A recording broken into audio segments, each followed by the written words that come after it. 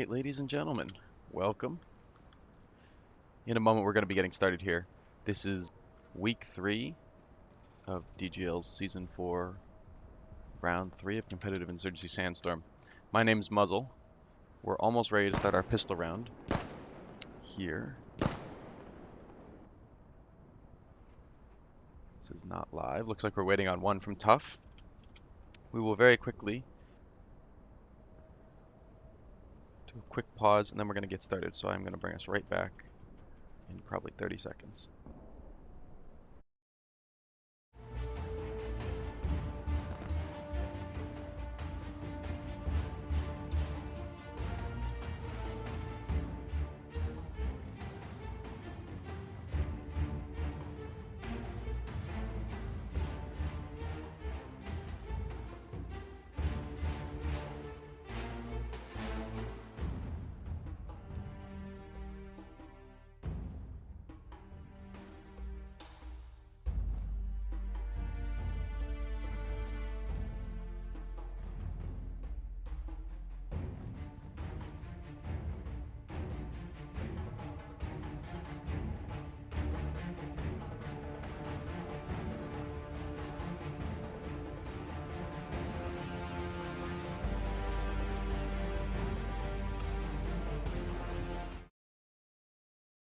Alright, we are definitely ready.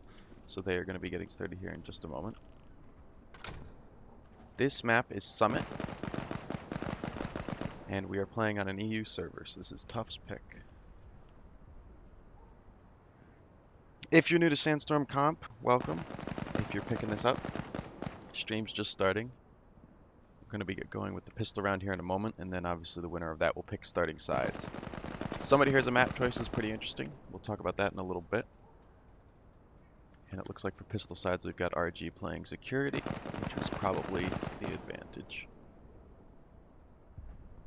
Class-wise, we're looking at a lot of light armor on RG's side, which is surprising me. Light armor is usually considered to be the bad version of the Goldilocks zone, where it's too light to do anything for protection, but too heavy to be worth using. So that will be interesting to see if that strategy pays off. Otherwise, regular stuff. We got a lot of Glocks. I think those are Glocks, yeah. And we got a lot of M9s, and I guess one 1911. Map-wise, Summit's an interesting choice. This is one of the least played maps in the competitive rotation. The EU teams they tend to like it. The EU side of Sandstorm tends to enjoy this map more. You got a big fight over this B objective, but your A and C objectives are very far away across this main street, which makes late round rotates pretty tricky. It's not unsurprising to see people getting picked off as they try and cross the street mid and late round. One of the biggest fights that we're going to see developing is this shrine area. Top of this rock, this street side, becomes a very powerful power position because if you creep around the backside of it or you can get a flank off or just clear it, all of a sudden you have all these windows to look onto B from. And it's very hard to cap B if you don't control shrine. It's definitely possible. You can hide at the base of the rock. There's a couple different hidey holes, but it is not easy. So it looks like they've done a map restart so that we can start pistol round.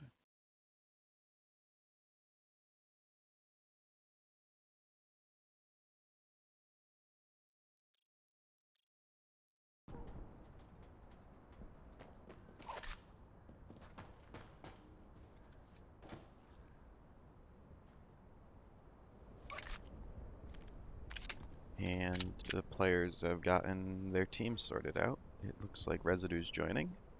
So we should be good to go live here in a moment. Again, pistol round. A little bit surprising that RG seems to have decided they want to run light armor. And this is not live. They'll do a quick restart here in a moment.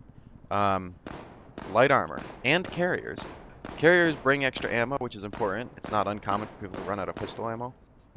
In contrast, on the insurgent side, we've got heavy armor from pretty much everybody except for Fish. And not as much ammo. Some of them have ammo, some of them don't.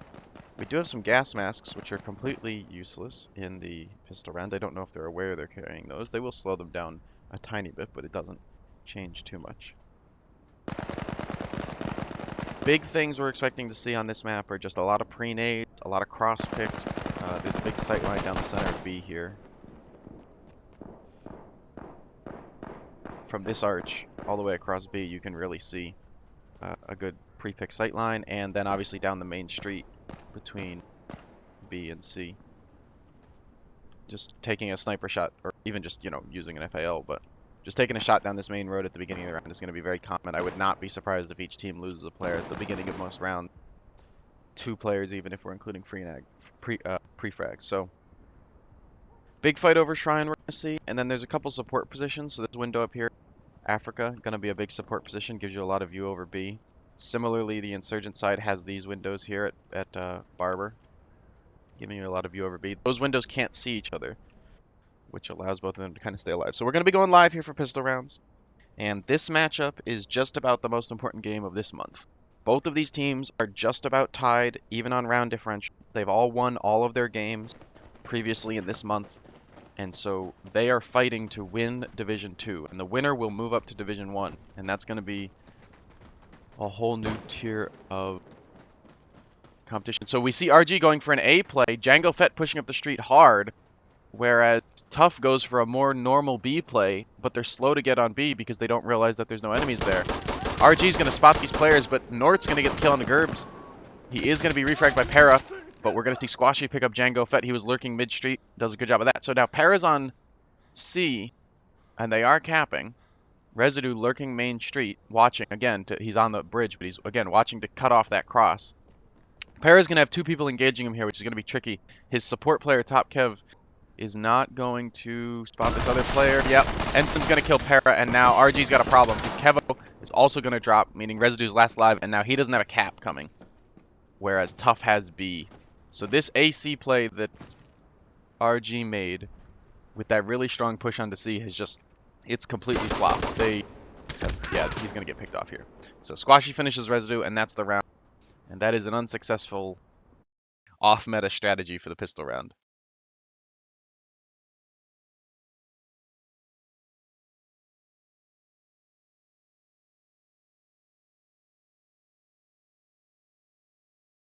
So, TUF will be able to choose the side that they wish to start on. I would imagine they're gonna pick Insurgents. I was gonna assume they were going security, but whatever they've got cooked up on Insurgents, I guess, is better. We can already see, I think that's a bolt action. Yeah, we're gonna be seeing some cross picks here. Cross picks, pre-frags, and lots of smoke. We're gonna see a lot of smoke on B. This is gonna be live. So again, these teams are tied. They're going to play 2 maps. This map is the map that TUF picked, and therefore we're playing on a server that is friendly to TUF, and TUF will have the advantage here in all likelihood for that. RG will get to pick the next map, and in doing so also pick a server that is more friendly to them. So this is live. I'm going to do one overview just to try and see these cross picks come in, and watch these pre-nades. We see a couple nades coming over the top of Shrine now. They're all going to miss except for one. Fishy's going to get Para, which is fantastic. Over on the A side, we do see through the wall, you can see 2 players lurking. I'm not going to focus on them too hard, but we will expect to see a kill coming in over there in just a moment. Now let's hop on with Ensim, who's on B but steps off. And B is not contested. Gerb's now touching. Knows nobody's on it. We see these players lurking here in Shrine. Right now, obviously, TUF at a mild advantage with 1 player up, but it's not a massive difference. We're going to see that player picked off in Shrine here in just a moment. Top Kevo is going to get taken up by Flubbles. Nort finds Residue. That was the kill on A side. So now it's 2v5 in TUF's favor. RG is capping B. TUF needs to touch, and Ensim's going to make entry. He's going to realize it's stalled, and he's going to shift to a safer position. Hiding in these stalls, he's going to be hard for them to pick off without encountering his many support teammates. That nade comes in from Flubbles to take Gerbs off the point. Now we're left with Django Fett, who tries to peek out the window and just gets taken out by Fish. So, quick round 1, nobody going down from TUF, and clearly they've prepped this map. Again, RG in the long run probably has not played this map anywhere near as much because when we are split by region, the NA side rarely plays this map. So, we will have to see how well RG may have gotten up to speed on it. Taking a quick look at classes, something is wrong on the Insurgent team because one of them definitely does not have an FAL. Yeah, you see Squashy is actually running a bolt action, so the UI is just wrong. And then the UI seems right for the security team. They have a couple Tavors, they have a couple M14s, and then Gerbs is running the MK18. So Ensim is going to look for this cross pick really quick. He's not going to see it. Get smoke is a good smoke, and we'll see the insurgents throw the lot. He's going to spot some players here on the right side. Ensim missing a little bit, but does get Gerbs before Gerbs can check that pre-nade. I guess the pre-nade flew, but it didn't hit anybody. Oh, Ensim's refragged by Django. That's a fantastic throw. He's playing over here by Africa. Not in Africa, though. Using this cargo container as a piece of cover. We see Para push across the rocks, get into Shrine. He's now working this flank. And he's getting shot at from Barber, but he is going to spot this guy on the rocks. Now, he knows that guy is in Barber. He's going to peek this. I don't think it's a good idea, but yeah, he's going to take it out by Squashy. Residue gets a very important kill onto Nort over on C. That means that Last Alive is now Squashy. He has a bolt action, which is not really what you want in these clutch situations. And we'll have to see if he's going to look left. He's not going to, and he's going to get taken out. Poor timing to check the street. Nothing he can do about that. And so RG brings around back.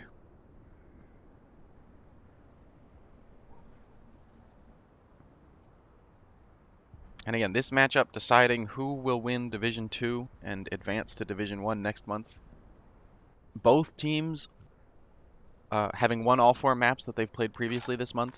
They are almost tied on round differential. By my napkin math, RG was up 1 round differential. So what really comes down to is which team does better today. There's not a lot of carryover from the previous weeks.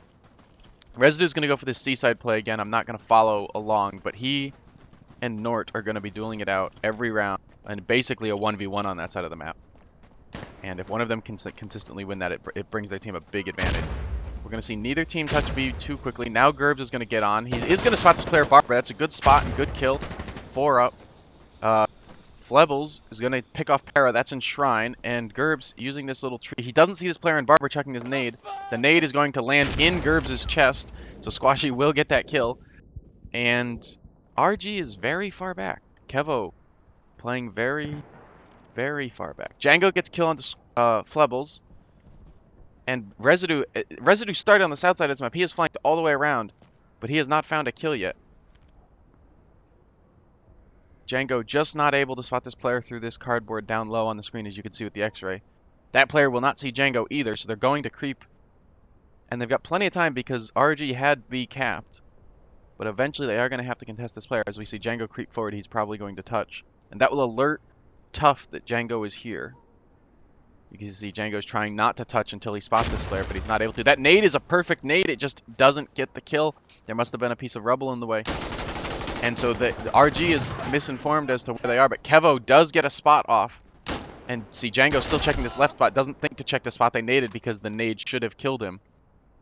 So now we've got a 1v1 here, and Residue is capping C. He's about to get encounters with Nort, while Fishy focuses on rotating and trying to find this kill. Kevo's going to leave B, focusing on his own survival, rather than... Oh, Residue, I wasn't able to get there in time, but Residue does find Nort, so that's huge. That means Fishy has to make a move fast, and unfortunately, there's no chance he's going to get this cap, as RG will cap. But before they get the chance, Kevo actually finds Fishy for the kill. So that's 2-1. That's really good. RG's shown 2 strong rounds after that first round almost wiped them straight off the face of this map. And that's what they're going to need if they want to compete here, because particularly on the away map, which is the map that they have not selected, the big fear is that they just keep getting wiped. And if they get wiped enough, even if they win the second map, it's hard to equalize on round diff. So whoever loses this map wants it to be a close match, regardless of which side it is, because nobody wants to go into the second map with a big round differential hole. Looks like we're going to have just about the same spread. Django's going to Africa. Ensim looking for cross pick this time. Not going to spot it. RG's going to do the smart thing and stay away from those arches, as I mentioned, the cross picks. Gerbs is going to get right back on the same spot. Para gets a good frag onto Flebbles' backside shrine. I think Gerbs is... Yeah, he's going to wait to cook that. That's supposed to go in the windows, but he misses. So that lands and does nothing. Gerbs crawling onto the B. This is a good spot to cap from, as crazy as it may seem. He's going to peek this edge and get hit, I think. Can this player see this? Ensim cannot. He's going to chuck a nade. We'll have to see if it lands near Gerbs. Gerbs is peeking Ensom. He should have spotted, but he looked away at the wrong moment. Para gets another good kill into Squashy. That takes out the guy on Barber. Fishy on the backside of Shrine gets Django off of Africa. That's a rocks to Africa kill. And Ensom gets on B just in time to stop the cap. It's about 80-90% for RG. That means if they kill Ensom, it's going to be very hard for Fish to stop the cap. That nade comes in again, almost getting the kill again, but not able to. Ensom and Fish both get kills. Finally taking out Paris. That means Django is the last man alive on B side. Oh no, that's Kevo, sorry. Last man alive on B side. Ensom picks up the kill. Residue is going to cap C and cap C early. But Nort has swapped and gone to A.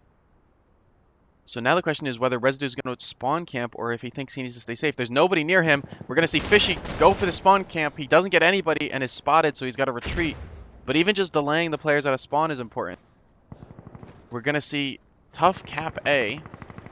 Nort's going to pick up 1 kill on A. He's still spawn camping, hunting for these players. Fish gets another on B side. 3 left for RG. As soon as this nade flies, yeah, Nort's going to spot this player, and he's going to get naded in return, but he is able to slip away, not actually die. He takes a shot as well in the mix there. And now, so Para's last life to try and get to B. Residue creeping towards B through Barb. Ensom's able to find Kevo on B, so now Residue's last alive to get to B.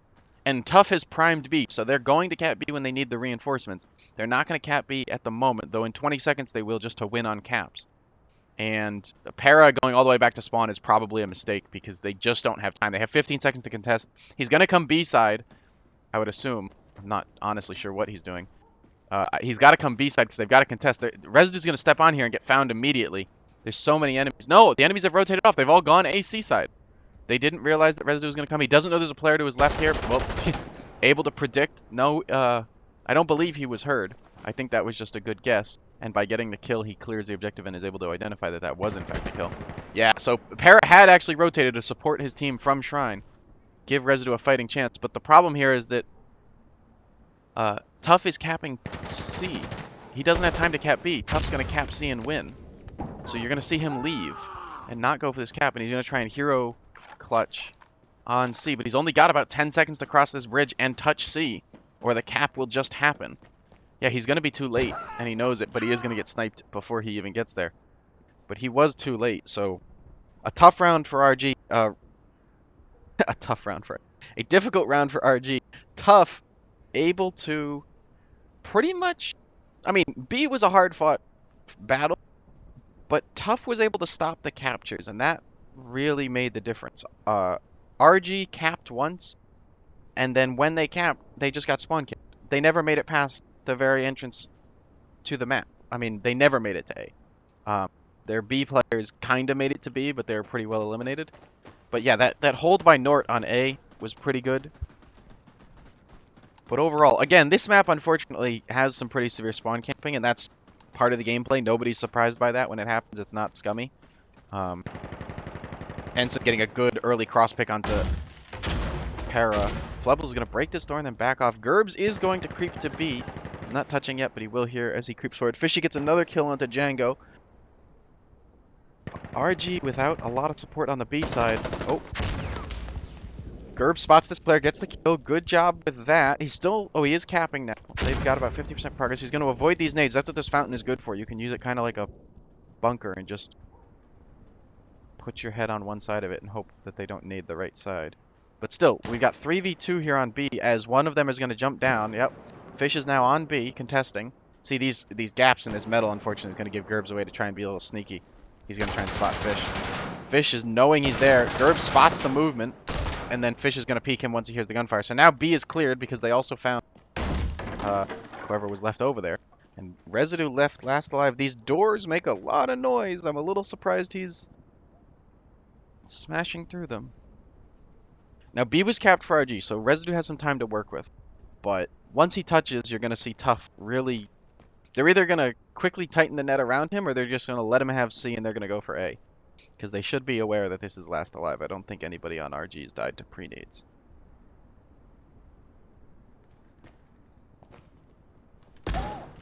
And Squatchy, taking this sight line from almost in B, is able to see the player on C and get the kill. That's one of the sort of most frequently used angles on C, funnily enough. People will lay on the stairs on C and look towards B, even just a spawn camp, as crazy as that sounds.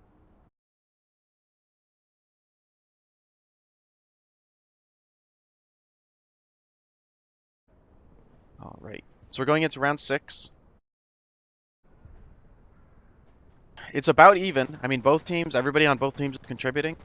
We've got standard loadouts. We haven't had a whole lot switch. Gerbs has switched over to using the MP5, it looks like. Everybody else is where they were. FAL's and the Mosin. Yeah, Squashy getting that Mosin cross pick. And Ensum not getting anybody this round, but Flebel's making a moderately aggressive push.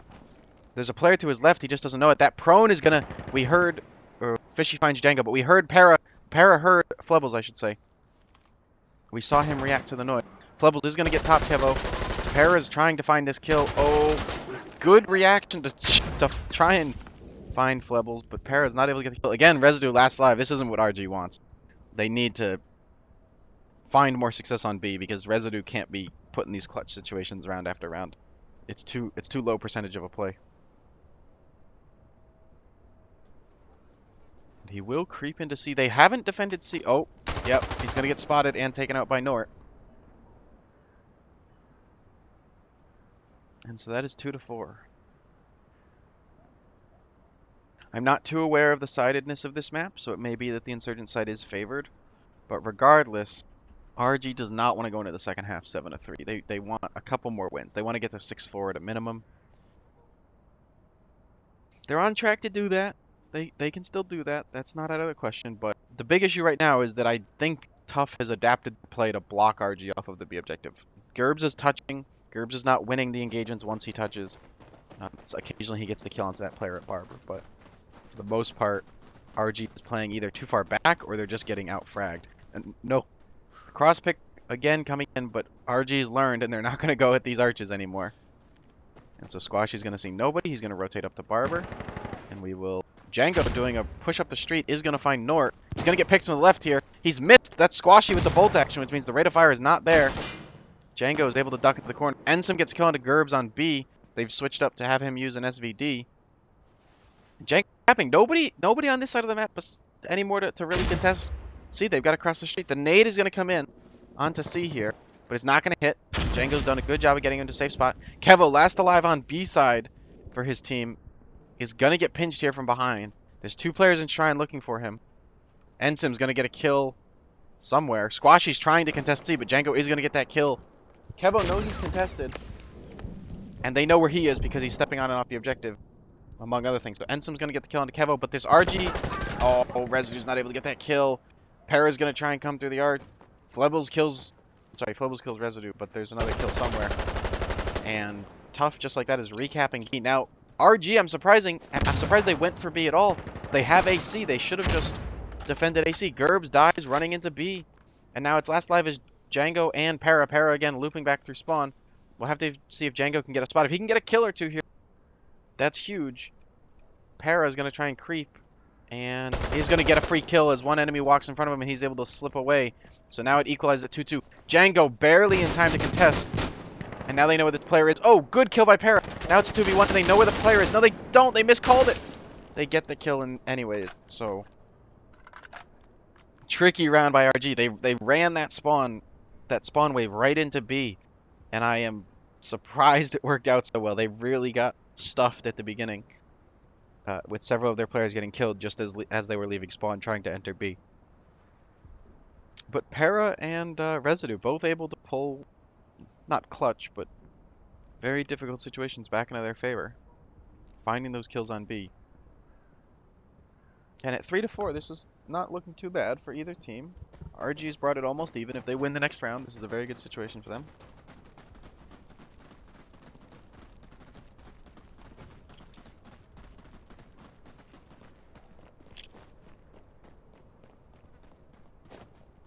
See that smoke come in from Gerbs, but then they're going to back up from these arches because we don't want... Oh, good kill behind Shrine from Para. We're going to see if Kevo's looking at this Barber window. Smoke's going to block it now. And he's going to nade into the room next to him, or this like middle alley. Oh no, he's going to nade onto V. Alright. Squashy get the Mosin kill into Django. Those cross picks have been... this spot by Gerbs is interesting. gives him 360 degrees of viewing, but that works both ways. So Ensem's able to pick off Gerbs as the smoke clears. And now he's going to touch B. Kevo, still focused on this barber window. Probably doesn't know there's a player to his left creeping. There's not too much of a risk of that player being a threat. If he comes around this corner, oh, bad timing, Kevo, get ready.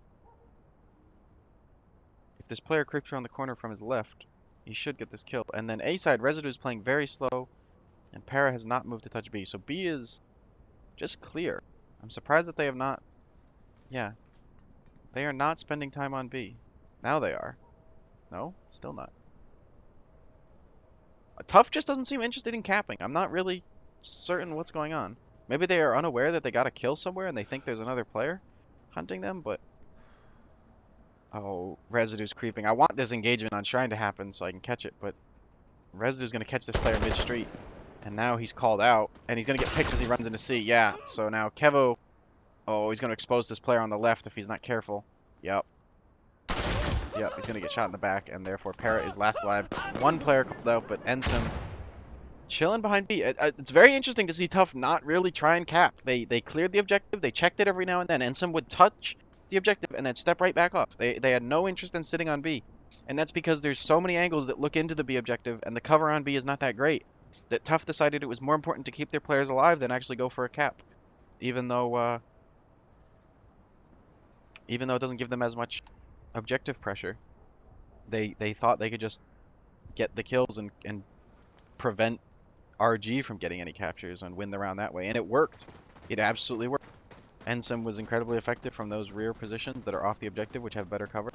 We're going to see Squashy do his cross pick, and again, I don't expect RG to expose. No, he's not going to... Oh, he's going to go to this right side. So he's looking at the police station. That balcony, that sandbag that he's looking at is a somewhat used position to overlook B. It's much more passive than something like Shrine. And we're going to see a quick Shrine play from Kevo. Gets the kill onto Flevels. Another player flanking behind Shrine. Kevo trying to get the spot. They're not going to peek immediately. Gerbs is on B. We'll have to see if he gets naded, which is what TUF's been doing pretty consistently. Yeah, you see the nade coming in from Barba, but Gerbs has crawled all the way to the other end of B in order to get safe. Kevo gets taken out by Fish in Shrine. We're going to see Fish make an aggressive play. Gerbs does get a kill onto B. Nort kills Django.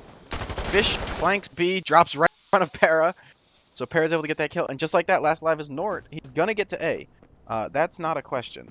The question is whether or not he's going to be able to defend A, because RG is going to get this cap, and as he touches A, they are going to route right this direction. And he is going to be a bit more aggressive and take these peeks. If he doesn't peek this window, yeah, this nade's going to come in from this window. It's going to give him intel. No nade! The Residue just takes the shot. Oh yeah, he did throw the nade. Okay. So chucks the nade and takes the shot, and is able to find Nort. So that's a good round from RG. Bringing it almost even at 4-5. This is a very close half, obviously. We're going to have to see what happens on the second half and whether or not... Remember, TUF picked their pistol side. So theoretically, usually, not always, but usually teams pick their better side to start. And if TUF is not as good on the other side, and Insurgents are given the advantage usually, RG may be able to capitalize on that difference. We will have to see.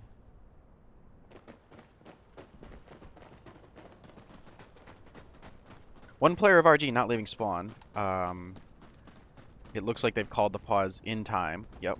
So captains can call a pause within 10 seconds of the round starting, provided it isn't considered abuse for doing it too often or doing it to manipulate something like spawns. But technical issues happen. We're playing internationally. It's online. This is not a World Cup on LAN, so we can't confirm that everybody is ready at every moment. And we all got lives, so who knows what happened. Hopefully Django will be back in just a moment, and we'll get this restarted. Oh, sorry, 2 minutes. Okay. So we're going to be here for a moment. Let's talk a little bit about the map while we have a moment. Before we do that, I'll look at the scoreboard. Almost halftime, and kill-wise, this map does not have a lot of kills. That's not shocking. I mean, RG, when they win, but when they lose, they get very few kills. So the fact that they're really low on kills is not shocking to me. It's a good spread. I mean, Kevo and Gerbs are a little low, but what do you expect? Gerbs is getting on B and getting murdered. Kevo probably wants to get a little bit more.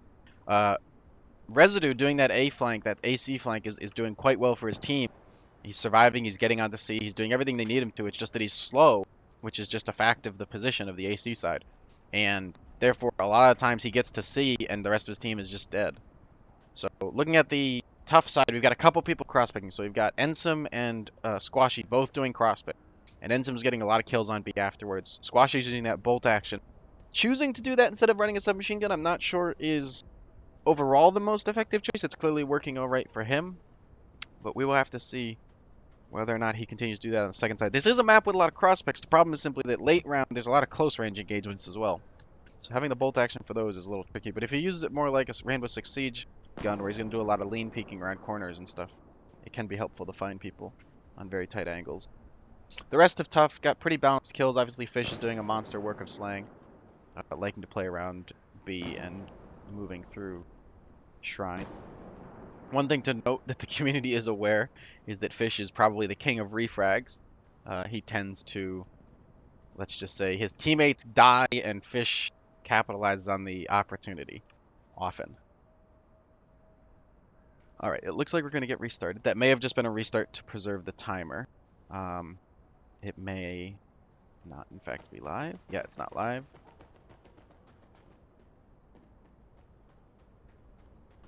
Alright, a little bit more about this map. Well, we've got a moment. The A objective is significantly less favored than the C objective, and the reason for that is the A objective is farther from spawn. The C objective is closer to B. Rotating is much easier across the bridge. When you have to rotate to A, you can cross the bridge. Like this bridge cross works, but then you still got to cross this open ground. And as much as it might seem like there's a lot of cover there, one guy on C can kind of spot a lot of it. Obviously, that kind of barrier there works, but there's also this little window here. Just a lot of sightlines to get picked as you're trying to rotate into A. So if TUF puts a guy on A and clears this side of the map for RG, RG has a hard time rotating somebody back in. Their best option is kind of come through the rubble here and go in through this doorway. What I will say is that the A objective is obviously completely open. The only real piece of cover is you have this like upturned bed in the middle. You can definitely play this. People use that as a sightline break, and it does work. But the C objective, in contrast, is a complete mess, and there's tons of pieces of cover. You can even stale C. It's small, so you're not going to stale it for long, but you have the option to at least make entry and contest for a minute. Or 10 seconds, maybe, not a minute. Squashy's going to go to Main Street, it looks like, and do this cross-pick. With his intention... Oh, he saw the player, but he whiffs the shot. He's trying to get that kill onto Django, who's going Africa, and Django's going to peek out. More shots coming in across B. Nobody dead. Nades are coming in. Para gets a kill into Flevels, which is big. Kevo gets into this middle shrine room and waits. And it looks like everybody else is going to play passive. So very passive round with everybody except for Nort staying back. Nort has crept up, spots that player on B. He's not going to react immediately because this is the player he's looking for. He gets the kill onto the rock. He knows there's another player here from getting this. Gets the kill onto Gerbs. He's now going to duck because this player on the bridge should try and refrag. Residue looking for the kill, but doesn't peek far enough out to... Oh, he's gotten into a tricky little spot here. I'll show you this. He's laying on this little ledge so that he can get back here and not be spotted. Fishy on B gets a kill. Last live now is Kevo. So those two kills coming in from Nort onto B are going to shut down RG's B play pretty heavily. Oh, Kevo peeks onto B but just doesn't spot the player. Last live now is Residue. And we will have to see... He basically needs picks. He's got about 20 seconds before TUF caps B. He needs to get a couple kills and then get over there so that he can stop this cap. But I don't think he's going to go for it. If he crosses the street, he's probably worried that somebody sees him off the bridge. No, he's creeping towards C. He may not try and fight for B.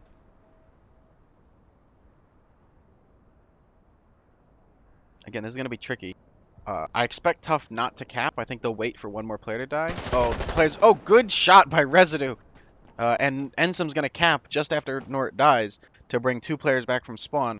And what you're going to see now is they're not going to push C that heavily. Squashy's going to make a slow move over here, but you're going to see Ensum blitz over to A and start getting capture progress there. And TUF's just going to spawn camp because they can lock down this spawn wave, even if Residue is able to get it. So, oh, they've spotted. Ensum with a very cheeky sightline here is able to spot, I guess, just the arms or maybe the gun barrel of Residue and get a wall bang onto him. Very, very tight angle that I wasn't even aware of. And so that's your half. 6-4 in TUF's favor. But again, TUF chose to start on the Insurgent side. So if that is the strong side for this map, RG has a chance to bring it back. A moderate chance, not even an unlikely chance. And it just depends on whether or not TUF is as strong on the second half as they are on the first. And looking at loadouts, this is all wrong. Loadouts are wrong. We will come back to them in a round when hopefully the UI is fixed. We're going straight into it, no delay. And just like that, you're going to see a much harder AC play from TUF. They're going to play this map very differently, and you're going to see RG do similar, sending 3 to Shrine and 1 sitting in spawn. The nades are going to get Flebbles. That's fantastic news for RG. Django's going to creep up onto B. That smoke comes in a little late, but he doesn't get spotted, so that's okay. Residue finds Nort on A side. There's another player below him. He doesn't know it. And he's making a lot of noise, so the player below knows he's there. But Fishy is going to creep, and again, Fishy spots, but chooses not to take a shot. Ensum gets a frag kill onto Django. That clears B. Doesn't clear... Oh, yeah, it does clear B. There's another player. I guess Gerbs is just barely off of the captor. So we'll have to see if Gerbs tries to touch. He probably will get shot. Ensum and Gerbs, I'm pretty sure they can see each other if they... No, I guess this sheet metal barely covers the angle, but yeah, he's going to get spotted as soon as he peeks because he doesn't know Gerbs is there. And now, oh, look at this. Squashy gets the quick scope onto Residue, giving him away onto A, but this is clearing. Squashy can't cap this. He has to get to C if he wants to cap. And now Fish is going to try and lurk and get kills onto B. Now they know where Gerbs is laying, so we'll have to see if Fish was told that by his teammate. I think he can see his legs, unfortunately. I think they're clipping to the wall. And whether or not he's going to take a shot. He doesn't spot or choose to do anything. He's going to just try and get on. He's going to be too late. And he's going to touch it. Yeah, he's going to wait now. He's not going to touch. And he's going to choose to back off because if he touches now, he's giving away his position. Squashy has gotten to C and is capping. And we're going to see RG completely leave B. So Fish actually had free entry onto B if he wants it. Now, Squashy here, the problem is he's got a bolt action. So while he's going to get that kill, if 2 of them pinch him at once, he doesn't have the rate of fire. And Fish has not touched B, which is... If Squashy doesn't get this cap, Fish not touching B is going to look very suspicious. Squashy gets a second very good kill, but he is stalemated from the staircase. Oh, they're going to let him cap! They stepped off because Fish was able to get the kill. That's fantastic support from Fish. I didn't capture it, but Fish shot along this sight line through the through that barber area and is able to get the kill into the staircase. So now we're going to see a spawn camp, though. Kevo doesn't spot any. Now sees 1, but doesn't get the kill. That's unfortunate because it means TUF's actually going to get at a spawn. TUF in a very good position now. Oh, Kevo spotted. They know he's here, that he's completely pinched. And Nort's going to try and step onto A, maybe? Paracaps A, so now RG's got to respawn. Nort's going to choose to run away and rotate. Flebbles is capping B. Time is in overtime, so if Flebbles caps B, his team wins. RG needs to touch something. And I don't think they're going to get it. Yeah, they're not going to get to touch. So once you get into overtime, if any team controls 2 objectives uncontested, they just win. And TUF was able to do that. RG got at its spawn. I'm shocked they didn't send somebody to be faster. They didn't really play C off the respawn either. They just kind of went Shrine side, and I guess they were hoping that TUF would take a little longer to cap. A poor decision at that, because now they are 3 rounds down. Looking at loadouts really quick, our UI is still all sorts of messed up, because that's an M24 on the UI, which is not on this team. Looks like it's FALs all the way down, maybe some aces. I didn't really get the spot on that, but we do know that Django is using ASL. Quick cross pick by Squashy. That's down Main Street, I think? Yeah. Onto Residue. And he's now going to do a little bit more peeking. Look up towards C here. Oh! Yeah, good spot. I don't know what Django was looking at. Obviously, he was looking at the ground, not on the balcony, but excellent spot. Ensum gets a kill with the frag. I mean, RG is just falling apart. They have Kevo left, and that is it. This round is going to get cleaned up. He's called out now, which is even worse, and you're going to see that the TUF players all close in around him, make sure that he cannot escape. I think he's called out. He should be called out. He was spotted by that Africa player. Yeah, well, Squashy is going to get the kill, so it's irrelevant. But now RG stuck in an 8-4, so maybe RG's even worse at the security side than they were first half, because they haven't won a round yet, and they're getting very close to being too deep in the hole. So The tricky part here is that RG, even if they lose, they really don't want it to be by this much, because that means that RG would have to win the next by a margin greater. So if RG doesn't win another round, for instance, RG has to win the next map 11-3. If they, well, 11 for RG and 3 to TUF if they want to win the division, because these teams are tied on win-loss and tied on round diff. I think RG is actually up 1 round diff overall. But the overall point is, as Ensim tries to spot this player, RG really wants to close this gap. Even if they don't expect they're going to win, they have to close this gap. Wow, Ensim chasing the kill, taking shot after shot. And I don't know if that's a wallbang or if he spotted the player, but I sure did not see the player. And gets the kill onto Gerbs. That's going to stop them from touching B, though Kevo has crept all the way. Oh, this door on the right is tricky. He doesn't know that player is through the door. You see this player doing the worm on the rocks. I believe he's silently crawling. I believe that is why he's doing this. Fish finds Django and then finds Kevo. Quick double kill. Residu's going to kill Nort on A side, and that's huge because now they've got a cap.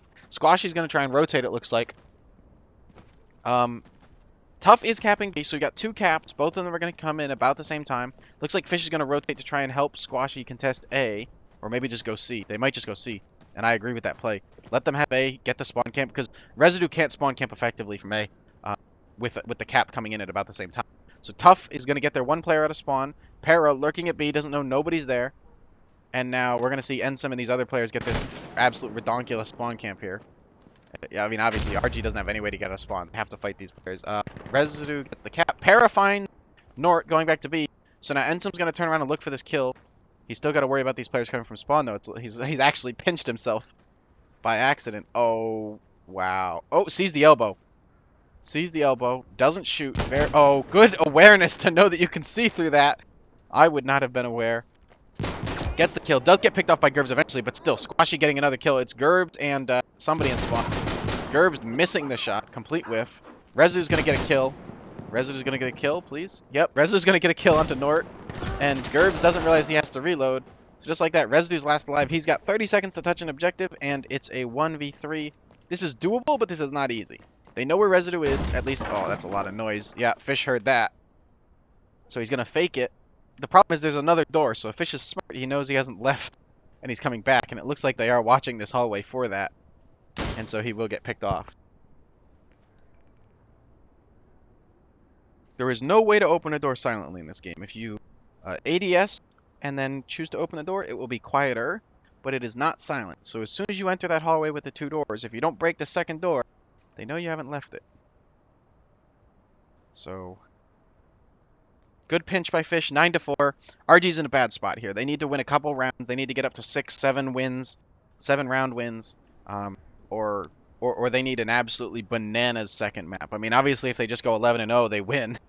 If on the second map, if they go 11-0, they're going to win the division. It doesn't matter, but man, it will be hard for them to do that. So I think that they want more round wins, or they're in a good spot. That's Gerb shooting at something that is not a player, but it sure looks like one. I agree with him on that.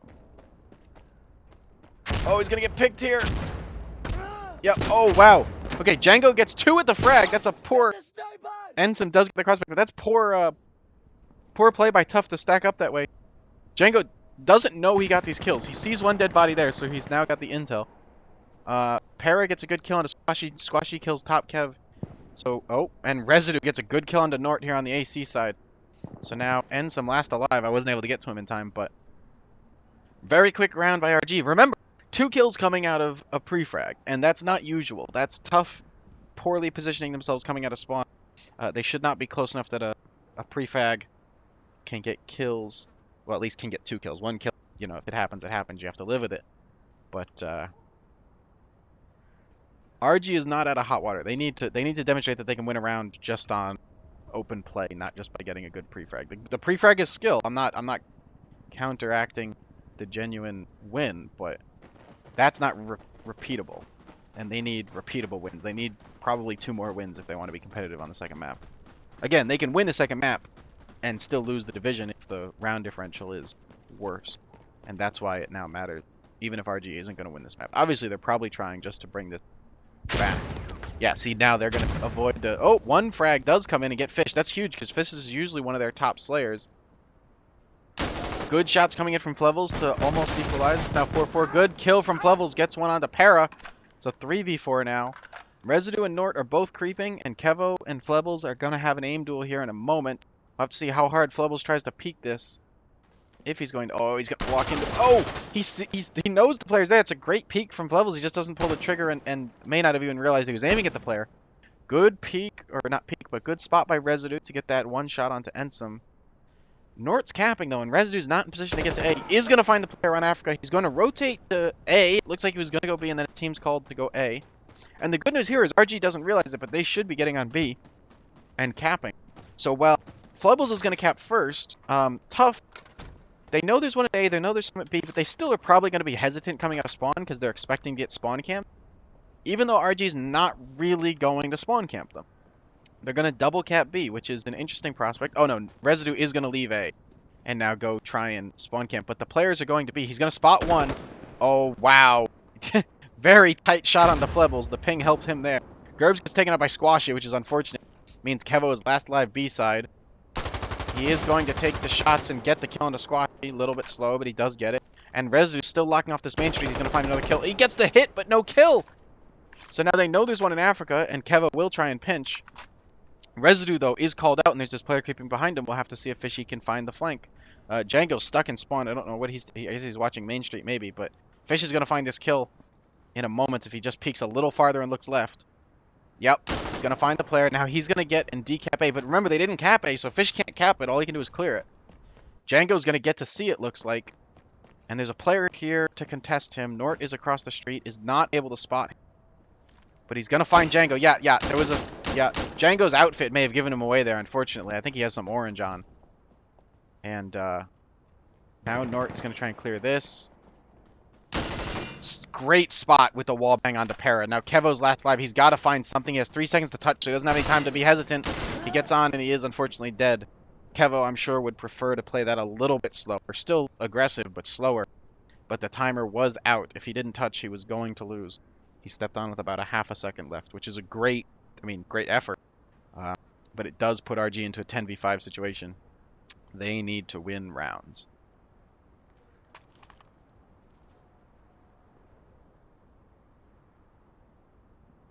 Looking at the scoreboard real quick as we go into maybe match point. It's a good spread. I mean, Residue, again, playing very well mid-street and on the AC side. The rest of his team is struggling more on B. Gerbs, really, I mean, he's the B player. He's going to get killed a lot. That's not shocking. It is unfortunate he doesn't have more kills. TUF having a great kill spread. This is exactly what you want to see out of a team. We're not seeing a lot of people just be like a one-man army. It's even distribution. That means that whoever's clutching at the end of a round, you have faith in. Oh, wow. Good cross pick. I'm not sure where that's coming from. I guess it's just the other corner of Shrine.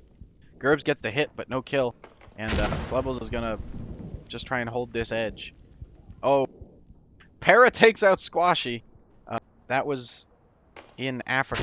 We have this 4-man stack on Shrine. Fishy's going to find Para, and we're going to see another kill come in here. Django has no idea where that shot came from. Yeah, he knows the direction, but he doesn't really see the player at all. So that's going to lock them out of pushing this back street. And, oh, come on, give me Flubbles. There we go. Flubbles is looking for this B player, because RG is capping both B and A. Ensum's going to try and find this A player, but RG's in a great spot this round. Yeah, so with that, RG now controls B entirely, and Ensum, I don't know how they killed this player back in the police station, but they found a way to kill him. Oh, spotted and taken out. Residue getting the shot onto Ensum. That drop is difficult because your gun sight goes everywhere, and it's pretty hard to be accurate, so... Good round out of RG. That's pretty dominant. They sent 4 to Shrine, which is very unusual, but it worked for them. And they're bringing it closer. 6 rounds starts to look realistic to flip and do the second map in reverse and get a better round differential. If RG wins any more rounds, this looks not undoable. Obviously, they're still at the disadvantage having to win the second map, but it's definitely not as bad as if they were still at four rounds, which is what they were looking like a little bit ago. All right. What do we have this round? Looks like we're going to shift back to a slightly more normal spread. Para's going to go towards Barber. We've only got 3 going Shrine, and Residue obviously is going to play C. We've got Nort pushing aggressively up Main Street, though. I don't know about this crawling strat, but we will have to see. Again, B play, very slow. Flebbles gets a kill onto Django, which is unfortunate for RG. Residue kill Fishy AC side, though. Nort is still here to try and move towards that side, but the kill is very good for RG, because Residue can get to A. it's going to be, again, very hard to contest A. C has a little bit easier. Yeah, Gerbs doesn't see an enemy. He's just shooting at nothing. And, oh no, there is an enemy there. Ensum? I guess I just can't see the enemy. Para does get the kill on the Flubble, so it's 2v2 on B. Para's going to go try and contest C, and we're getting the A cap for free. I don't anticipate... Wow. Great support from Ensum. Ensum peeked the mid-street bridge to look towards C to protect Nort. And just good timing and good awareness to realize he can get that shot off. Wow. I'm getting to people as they die. Squashy's last live on B side. Now, they have plenty of time. He doesn't need to rush to touch B because RG has the A cap coming much sooner. There's 2 players on B. Oh, wow. Gets 1 kill. He doesn't know the other player is right next to him on the ground, though. He's going to nade deeper. Yeah, he's going to nade to the left and over towards the stalls. And Squashy's going to run away and just let his spawn wave come and support him.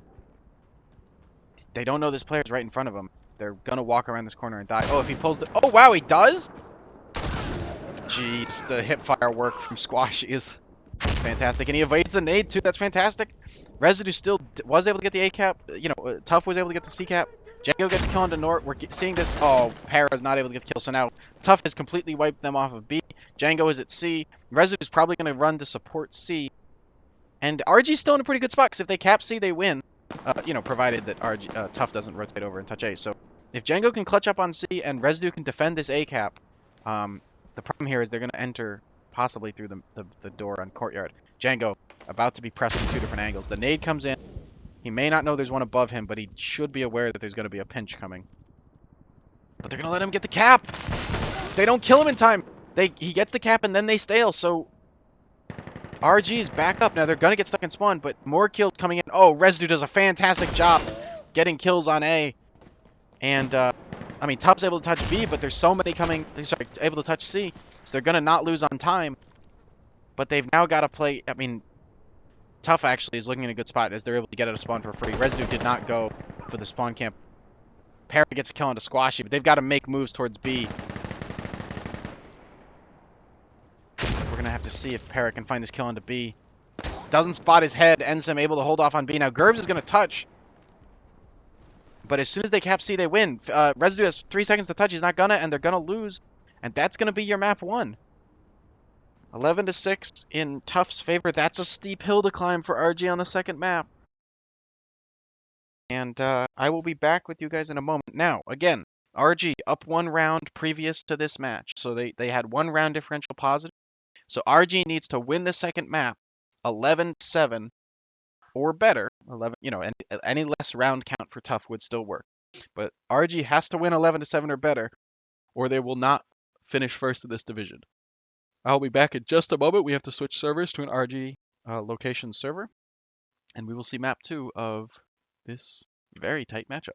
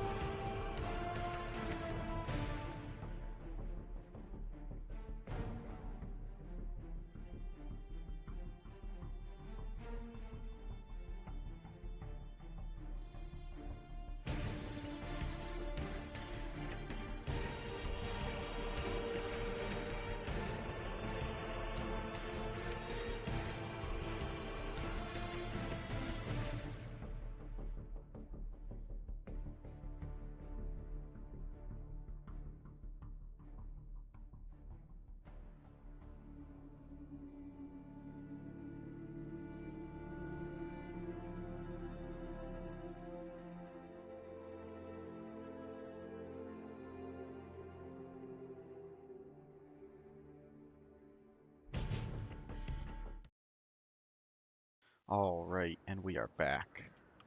This is Outskirts, and we're switching to a server that is RG's region, which means RG is going to have a ping advantage. Well, the ping will be different, and RG will have the lower ping. Most people consider that to be the advantage, obviously. Um, the big the big difference with this map, obviously over Summit, is it's not a long range map. There's some long range gunfights, but it's a close range map. This B objective is like 80% of your engagement. We're going to see a lot of fights from this white building here up onto the balcony. We're going to see fights from this porch area onto this garage.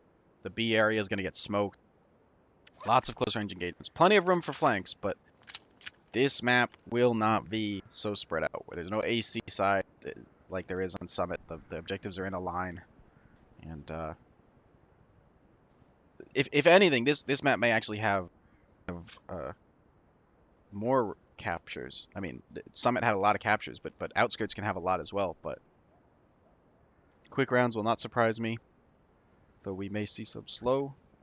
RG selected this map and selected this server. That means that TUF gets to choose the pistol starting side, so they've gone with security. And yeah, they were about to call pistols live, and then TUF has now realized that they are missing a player. So Nort is joining. Looks like we have the same lineup on both teams, which is not a shock. Some teams will swap a player in if he's better or worse at a certain map, but yeah. Big power positions on this map is obviously this balcony here. Besides the balcony, you have, well, not beside, but separate from the balcony, you have these two sets of windows in this white or red building, depending on how you call the color. This white arch is going to be important, and you do have this right side flank to go through this big door here to flank around the back. B players are going to go into that window there, out through these doors and onto the B objective. That's dark corner, whereas the insurgents are going to contest by coming through the garage. They may also just lay a prone player here at the edge of the street. So this is not Pistols Live. We'll be starting here in a moment. And again, RG runs this light armor strat on pistol round, which I'm a little bit surprised at, but if it works for him. Light armor may make it one extra shot to kill with a pistol. I don't deny that, but it just it may not be enough of a benefit. The heavy armor tends to make it almost a 4-shot to kill, I think, with the pistols. Again, that's assuming you're hitting chest. A lot of people will hit arms, legs, and head, and the armor doesn't cover any of that. So we shall see. Remember, RG got pretty well wiped last pistol round. I don't even know if TUF had anybody die on the pistol round. This is RG's map. They don't get to pick the preferred side for pistol round, which is definitely security. This map is security sided. And the reason that's important is that if TUF wins the pistol round and chooses to start security, RG is going to have a hard time not losing rounds. Remember, RG needs to lose 6 rounds. Sorry, TUF needs to win 6 rounds or less. If TUF wins 7 rounds, they tie. If they win 8, they just win the division. That's my napkin math. We obviously will wait for the DGL admins to confirm and post official results. But RG's got to dig themselves out of this hole. This is the map to do it. I think RG's confident at this map. I assume TUF is good at it as well. It's one of the most popular maps we have. Very reminiscent of a source map. In good ways and bad. A lot of strange geometry, a lot of sneaky little tiny pixel peak type angles, but also the objectives are in a line, which is rare in Sandstorm, unfortunately, though it is how the maps tend to play better. A lot of pre-frags on this map, a lot of pre-nades, obviously not for the pistol round, but once we get into the gun rounds. They should be P live.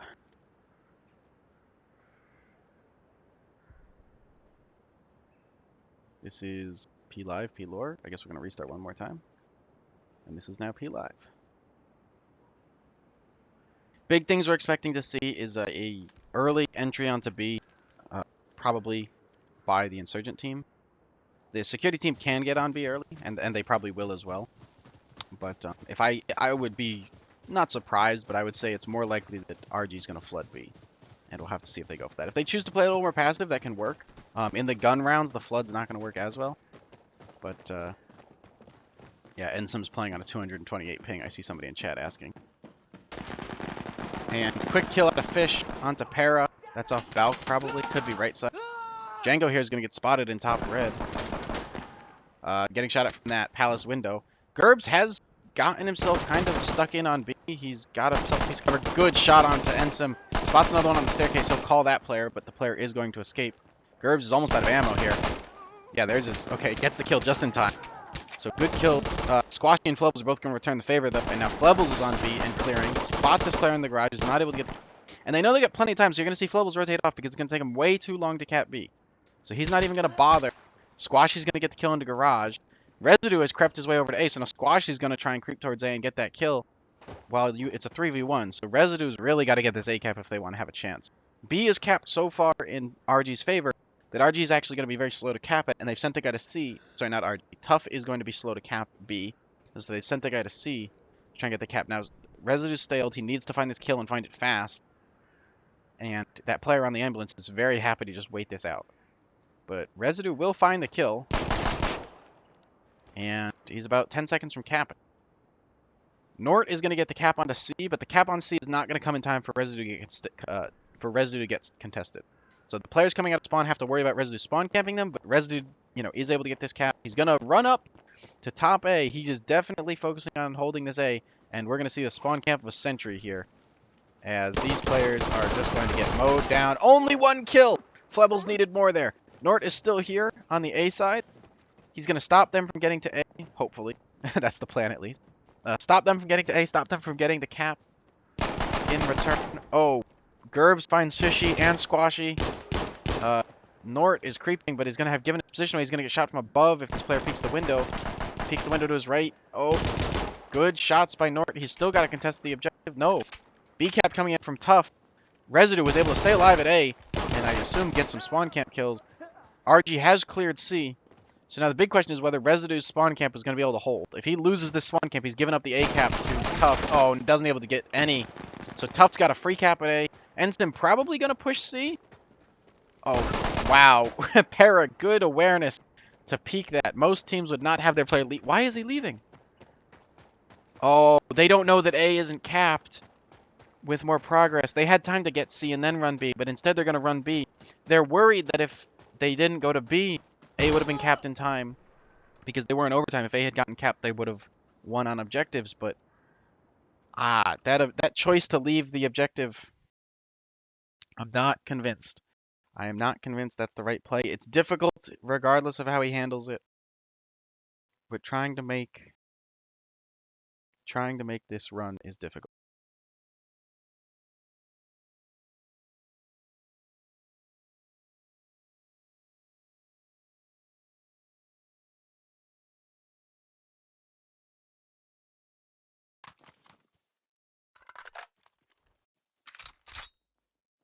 And so we've stayed on the same sides. TUF is going to take security, which is, again, the favored side, which does not bode well for RG. I saw somebody asking in chat, so I'll summarize really quick. This is the top two teams in Division 2. They have both gone undefeated up until this point, so they are dueling it out to see who will win Division 2 and earn promotion into Division 1. Now, TUF won the first match, and they won it, I believe, 11-6, which means that RG needs to hold TUF to 6 rounds if they don't want to lose on round differential. And, well, I am not in spectator, so I'm going to very quickly do this. This will not affect the game. Nobody freak out. There we go. As we get here onto the B objective, Flebel's getting a pre-frag. All of those pre-nades, I'll try and show those next round. Kevo's going to get spotted and just called out and slaughtered, so RG's in a 3v4 now. Rez getting a good kill onto Flebel somewhere else. That's this. Yeah, well, Residue gets a kill, but it's a 3v4. TUF has been able to touch C. Fish is going to find Residue and Red. And Django is going to touch A, but he's probably going to get caught here. He probably doesn't know this player's in Palace. He's going to get caught. Squashy gets the kill. Para's now last alive 1v4. Is not good. This is a difficult... TUF capping all 3 objectives. I don't know why Nort isn't capping. He should be sitting on this objective. And slow reactions from Para, but he is going to get the kill. Squashy missed about half a mag there. And Para, he has plenty of time with a minute and a quarter left. Has time to just sit on this cap. Fish is going to creep and try and find this kill. I want to see how much of Yeah, so some of his, yeah, he's sticking out. And that's just the width of the window, so people should know they stick out there. That's not an unusual sight. Squashy apparently complaining that he was shooting the van in front of him. Some of the vans have unfortunate hitboxes, and so you can be aimed at nothing on your screen, but hitting the contact model of the box of the van. So unfortunately, that's not the round RG wanted to have. They need to do better. They're not going to last long if that's how their rounds are going to go. Again, the insurgent side on this map is such a disadvantage. This map, if played evenly, is usually going to be 7-3, security sided. So on any given half, the security team is going to win 7 rounds to the 3 rounds that the insurgents will take. And if that happens, like if these teams are evenly skilled and that happens and TUF wins 7 rounds, RG has already lost this match, regardless of what happens on this, lost this division spot. They can still win the map, obviously, by just going big on the second half when they return to security set, but they need to lock out these rounds and not give up so many. Fish gets a kill onto Gerbs. We see RG playing a much more B-centric focus, not swinging towards A as far, as Django is going to creep up the right side. This player at the window above him is going to have to be aware, so he knows he's there, and Django's going to do his very best to stay silent. Squashy does get that kill onto Kevo with the white arch. And Ensum finds a kill on a pair. So again, this is not looking good for RG. Django's in a great spot to lurk and get these kills, but he's not going to find these players. He doesn't know that Squashy's gone back towards A. And I give it a 50-50 on whether Django finds the kill or a kill finds Django. Going to get one on Balk. That's a great find. Jumping down onto B. Oh, that's a risky business. Residue's going to try and refrag. Does get the kill, but then's taken out by Squashy off of Balk. Excellent rotate to get to Balk after the Balk player was killed. And yeah, that's round 2 for TUF, and not a close round. 3 players up, entire map control.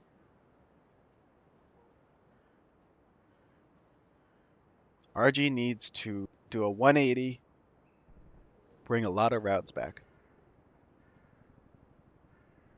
Taking a look at loadout really quick, we have 3 M14s. Squashy is running an M4. I want to see if that's real. Is that real? Squashy, you actually holding an M4? Yeah, it looks like it. Yep. And then on the insurgent side, we have 2 aces, 2 FALs, and an MP5. Interesting to see Ensum running the MK18. I didn't think he was usually a submachine gun player, but I guess on this map, he's going to play B. He can go for it. Nade's coming in, almost gets Ensum, but he's able to just be out of range. Fish gets a kill on Gerbs. Nortz gets a kill on top cab, but we've seen this round after round. It is not what RG needs. They need some of these opening kills to go their way. They're not getting naded, they're just getting shot. And again, Para creeping. Django creeping. He's going to get spotted from the right. Yep. Squashy takes out Django. Para still creeping. Oh, that player on the at the window. Yeah. And just like that, we get 2 more kills from Ensum and Fishy, and that's the round cleaned up. So that's 3 rounds in. Ignore the round 4 at the top of the screen. NWI bugged that up.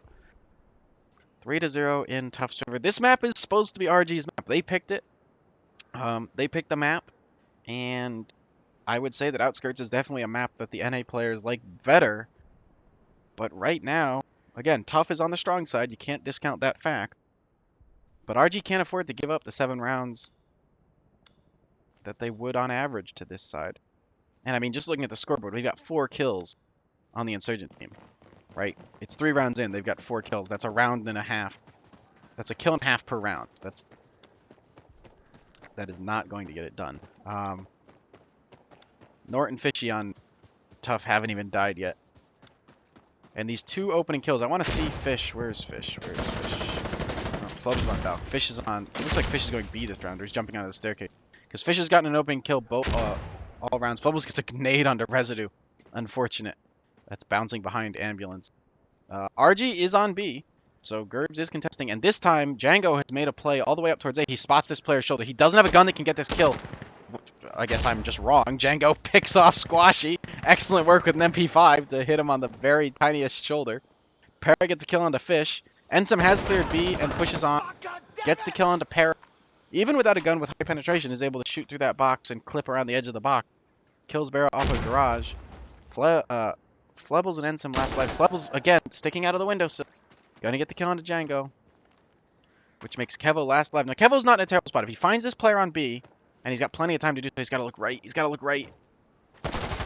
Gets the kill. Okay. Flebbles has to come to Kevo, and Kevo can cap. So now Kevo just needs to stay safe and try to expose himself to as few sightlines as possible. And he's in a good spot. Like, Flebbles has to touch the objective. He's got about 20 seconds to do so, but he's got to touch the objective. And if he peeks this door, yeah, he's going to get picked off. So that's a good round. Kevo closes that out pretty well, handling the 2v1 properly. Gives RG a glimpse of hope. If they can reproduce that success, notice that nobody died early round at these, I don't know if you'd call them crossfix, but these early gun battles between Fish and whoever's been dying every round. If RG doesn't die those early round gunfights, they have a much better chance. They've got to stop sitting in the windowsill on A, by the way. I'm gonna fly up here. Give me one moment to zoop. If I see one more kill with RG sticking their butt out of this window, looking into the palace, and they get killed from this road, it's their fault that they're losing. They have to learn. They are getting killed from that angle. They should just hide deeper on A. Under the staircase is safe. There's a corner that's safe. They can hide behind the ambulance. If they keep sticking their butt out that window and wondering why they're getting shot in the back, that is something they're gonna have to solve. Fish getting a very aggressive push. Oh, he's gonna get. Oh my lord! Excellent shot onto Kevin. Gerbs and Residue answer back, are able to take out Fish in another. Squashy, I think, up on A side. Yeah, A side's able to take out Django, and Ensign gets Residue. So unfortunately, RG's had the favor sway against them. Very quickly, I have no idea what Gerbs is trying to do. I guess he thinks he can get up on these barriers. Yeah, he can get up here. He's not capping, though. So if the other team touches, they won't know that Gerbs is here. And that's why this spot's gonna... Yeah, he sees the head, gets the kill. Again, it's in the map. This is a legal spot, and Gerbs is not visible to that white arch player who we see. I can't switch to him. He's going to get shot in the back. That grenade pop gives him away. Yep, Parr's able to refrag. And now last life is Squashy, so RG... Oh, the nade does get Gerbs, though! Oh, Squashy. Very risky. Doesn't die. No fall damage. And he's got to be careful. The player from his right. He's going to choose to get off the objective because of how long the cap time would be. It would be 40 seconds before he can cap this objective. And the chance that he's able to contest that whole time. Spots the player first. Is able to get the kill. Close round. That's an okay round for RG. They were able to bring it back. They had a 2v1. But TUF is able to close it out. And 4-1, obviously, again, with every round lost, TUF only needs to win 7 rounds. They don't need to win the map, and they will still win the division. Obviously, they want to win the map, you know, for pride, for personal achievement. But TUF does not need to win this map. They need to win 7 rounds, maybe 8 rounds, because I think RG has a round differential from previous. But I did some napkin math before I started casting, and RG and TUF have almost the exact same round differential going into this match from previous weeks. So all TUF has to do is win more rounds than RG did on the last map. Which I'm sure they're not thinking about. I mean, obviously both these teams are just playing to win, but there's a reality check from RG's perspective, which is that, like, they're 3 rounds from losing. They're not 6 rounds, 7 rounds from losing the map. They're 3 rounds from losing the week and not getting promoted. That's a great kill coming in from Squashy onto Residue. 3v2, and again, RG's kind of been forced off B. They're playing this low ground here on the right side of the map. This nade was heard. That's why you see the player reacting. He jumps down. I don't think that nade was intended to land where it did, but it worked. So, Django, don't hide in the window. Thank you. Nort gets kill onto Kevo. Django's last alive. This round's unfortunately going to be cleaned up pretty quick. He's going to get this cap. It looks like they're not going to come contest him, which is probably the right choice. If they go spawn camp, they can lock RG and spawn. And that's what they're going to do. They're going to cap B. They're going to get some cap progress on C. And then both Nort and Fishy, I expect, are going to lock this spawn down. Django's going to try and spawn camp, and he may be successful at that. And if he does a really good job, it might help. But with 3 players elsewhere on the map, he's only got to find 2 players. And the spawn camp from... Yeah, I'm expecting to see Nort go spawn camp. But he's not. He's going to sit on the cache. On the cap, I mean. Now, Django's going to go to the spawn camp. But Fishy, really... If Fish can get 2-3 kills here coming out of spawn... Yeah. There's 3 kills, and that's the round. That's it. Django's got to get some massive clutch kills. I mean, RG should not stack up that hard. They should spread out. They should leave spawn different directions. Squashy finds Django. Last live is now Kevo. And they've got C primed, so they haven't capped. And if any of them die, then they can cap them back in. Kevo doesn't have a chance. Yeah, peeks the wrong corner, gets killed by Fishy. That's a round for TUF. That triple spawn camp is a reality on this map. RG should not have sent 3 players that single hallway. They don't have to rush to get out of spawn. There's no time limit. There's a minute left in the round. They absolutely should have spread out. They sent 3 people the same exact lane. They sent 3 people around the exact same corner within a half second of each other. Fish was waiting. Fish heard them because they're running. 0 chance of survival. Obviously, they're just hoping Fish isn't there, or they expect he can't be somehow. But that's either a poor expectation for Fish to not be there, or just a bad communication about which way they're going to exit spawn individually, because they need to coordinate that. They need to split up. If Fish finds 1, that's okay. If Fish finds 2, it's bad, but it's not the end of the world. If Fish finds 3 there like he did, there's no coming back from that. You have a 2v5, and TUF controls the map. So we're going to see Nort play aggressively here over towards red. He's not going to push all the way into red. Fish gets an early pick onto Gerbs again. Fish gets another pick onto Django. He's playing up towards the A side this round. TUF mixing up their positions very frequently. RG not doing so much of the same. Para does find a kill. Finds 2 kills. That's great effort from him. Brings it much closer. Top Kevo gets a kill. Now it's last alive is Ensum. Somehow RG has flipped this. Ensum gets 1 good kill. He doesn't know that player's in garage. He's got to hide, and he's dead. Kevo getting a kill into Ensum. So that's a great round from RG. They did not have that early round. That did not look like it was going in their favor. Fish got those 2 early kills. But they just won the other gunfights around the map. Brought it back to a 3v2. And then were able to choke off B. Kevo and Residue supporting each other.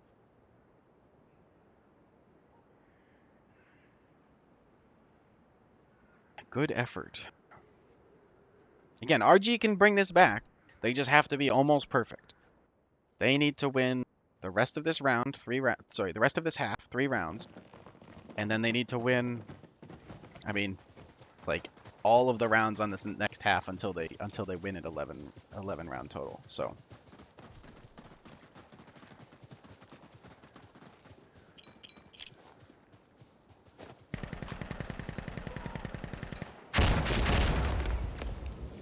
Gerbs entering B here. I'm surprised that TUF is not getting on B as early. Kevo gets a great nade onto Flibble. Squashy returns the favor onto Django.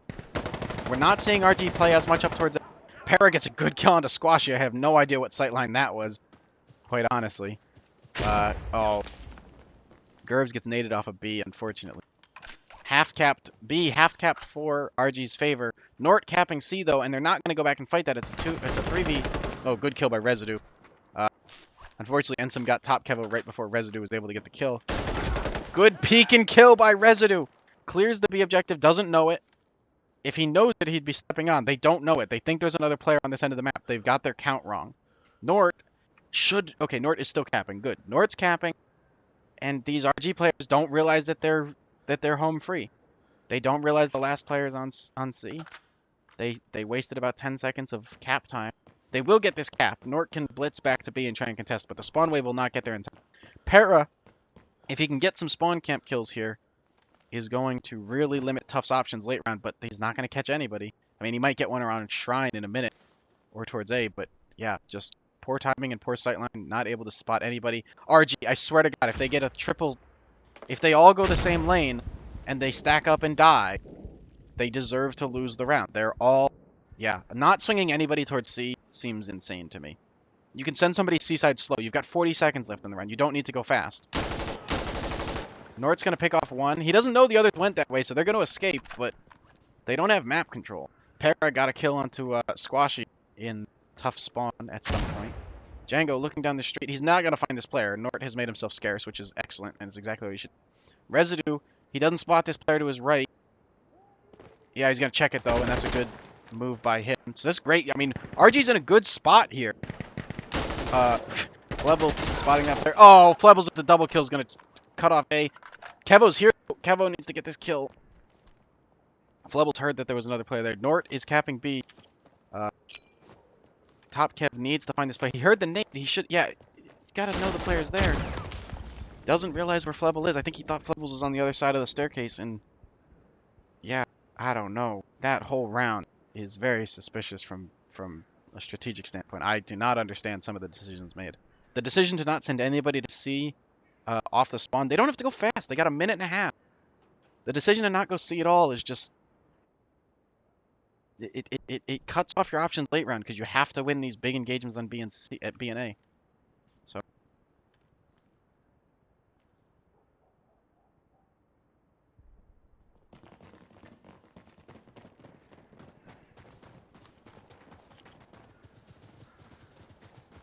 Residue.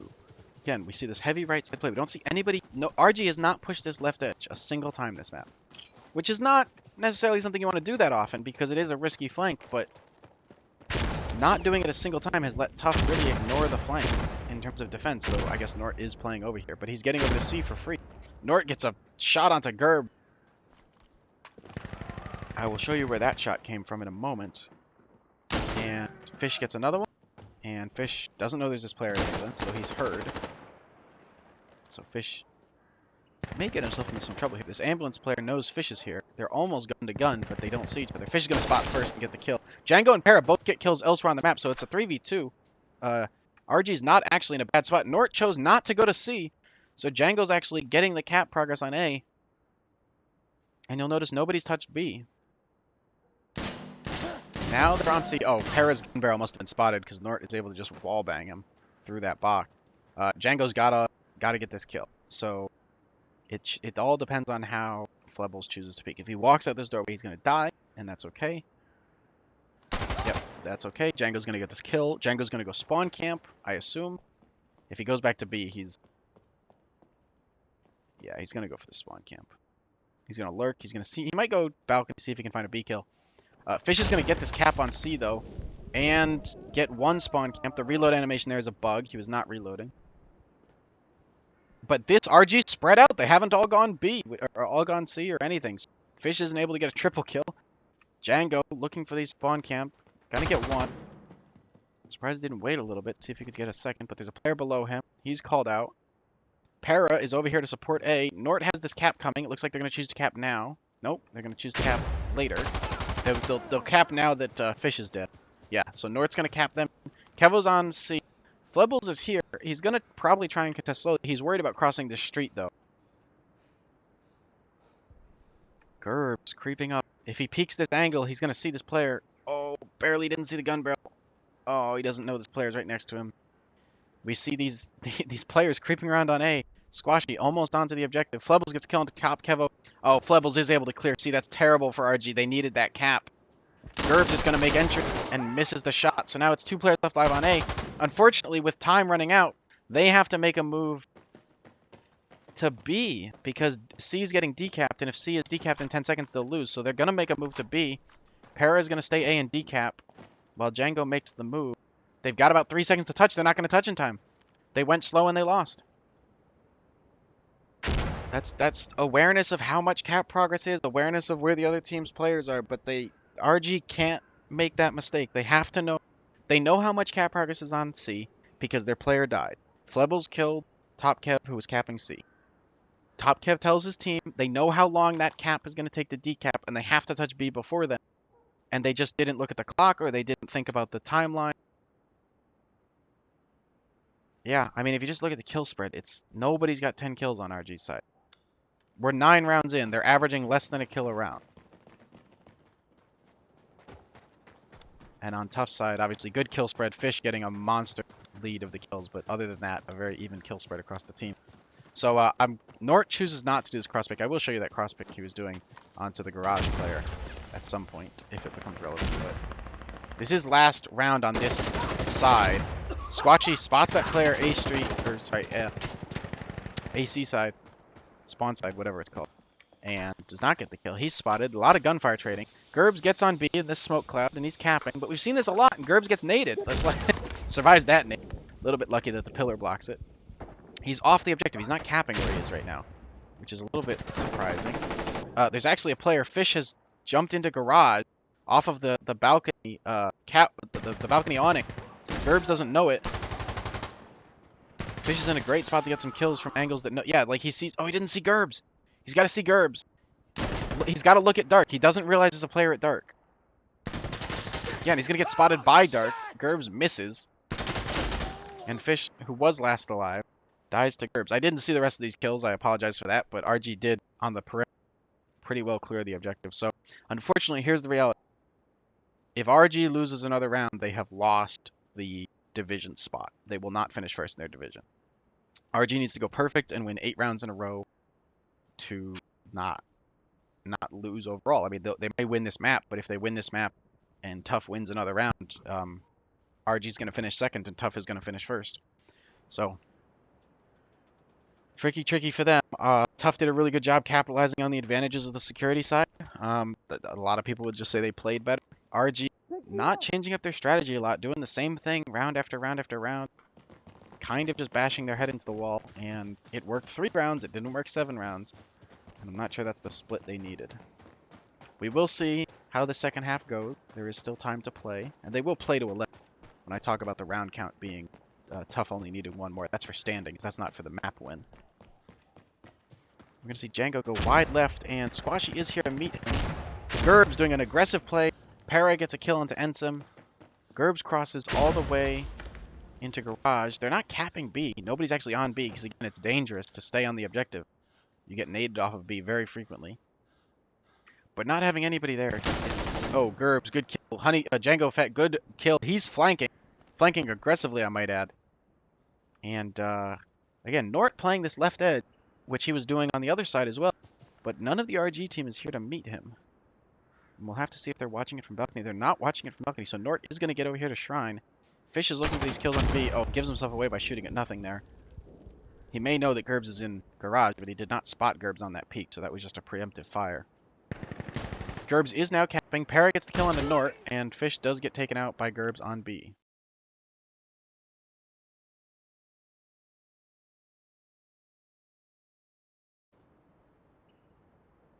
Well,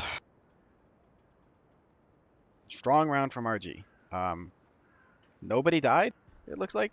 So, again, security side is favored on this map. Security side wins the majority of rounds by a good margin. RG, if they're going to clutch up and try and win the rest of the rounds in this game, you know, has the opportunity to do that. I wouldn't consider it likely, but it's possible. And again, my napkin math is not perfect. I think if they win the rest of these rounds, then the 2 teams tie on overall round diff, and we go to some other tiebreakers for the positioning. But regardless, that's a long way to go. They got to win. They got to win 7 rounds straight. And even for a side that's favored, it's hard to not have 1 mistake and have that lose you a round. Oh, big jump. I wasn't able to catch it. Oh, he gets naded or shot. But Gerbs went for an absolute maniac of a play, sliding off of Balcon, trying to get to red or white arch. And Squashy gets a kill to Django. Top Kev is creeping. Creeping. There's players above him. TUF has the numbers advantage, but actually RG, oh, well, not anymore, but RG had the better map control. Spots the legs. Good kill for Para. Top Kev is still creeping, and that's going to let him kill these players as they try and enter B. He just needs to not get caught. And he can cap from this wall. So this is not a bad spot for RG to be, and Para has gone back to A. He needs to support his team on B. Flebbles is going to find Kevo, and so last alive now is Para with the Tavor. He's on Balk, which is not a bad spot. He's making a little more noise than I would recommend. And remember, B is capped for RG, so... Oh, I don't know about this. He's going to be called out, and he's going to get shot from low red. Oh, the sniper misses. Well, it doesn't miss twice. And Ensom is able to take out Para, so... Again, not official standings, but by my napkin math, TUF is going to emerge victorious in Division 2 and advance to Division 1. We will watch the rest of this game and see how well RG can perform. And move from there. Looking at loadouts really quick, I don't know if we focused on this as much at the beginning of this half. We have Ensom with bolt action again. This is the wrong team. I should look at the right team. We have Ensom with a bolt action and everybody else running an FAL. Or I guess Squashy is running a... Okay, he can't be running a Tavor, so that's just a mistake in the UI. Meanwhile, we've got some Tavors. And we've got some M14s on security side with RG. Squatchy going far right. Gonna spot this player chucking the pre-nade. That's one good kill. Gerbs is gonna make an aggressive play. Every round he's been going more aggressive on this security side. Gets into an... This is a nice spot to contest B from. There aren't a lot of sightlines. Kevo kills Flebbles on the bridge. And he's gonna push into Arch a little bit. Nobody's waiting for him in green, though there is a player down there. And look at this. We've got 2 guys from TUF making an A flank, which is fine. Django's in a position to rotate and defend A. He's holding this right side with this window. Gerbs has almost capped B, and they're not even going to try and contest him, so I will be interested to see whether Gerbs caps right away. It looks like he's going to. Oh, wow. I don't know if that was a peek or if Ensom knew he was there, but a insanely quick reactions to get that shot off. Top Kevo finds one in red. Para caps B and then gets taken out. Oh, Kevo's out of ammo and doesn't really know where this player is. Gets the spot. Excellent shot onto Fishy. Squashy here has made his way to Balk. He's going to spot Kevo. Yep, spot Kevo. Come on, there you go. Get the kill. Good work. And now Django's able to take out Nort on A. So they've stopped the A cap. They have 3v1, Squashy on B. He is capping, so they have to come fight him. But they have time. They got about 20 more seconds. And you're even going to see Squashy's not going to prioritize staying on the objective if it means he's putting himself in too much danger. He's got to check the street. He sees the player. Good spot. Now it's a 2v1. They are pinching, but they're coming from... He hears that player drop out of the window. So he knows he's going to come behind Garage. He's going to preemptively fight him.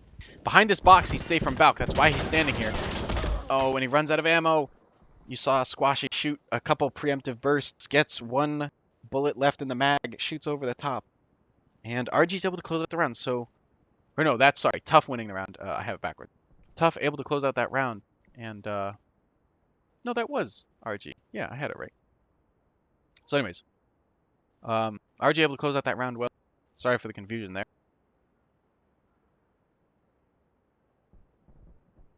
5-8. RG may come back and win this map. The problem, again, is that that's not sufficient to win the group anymore.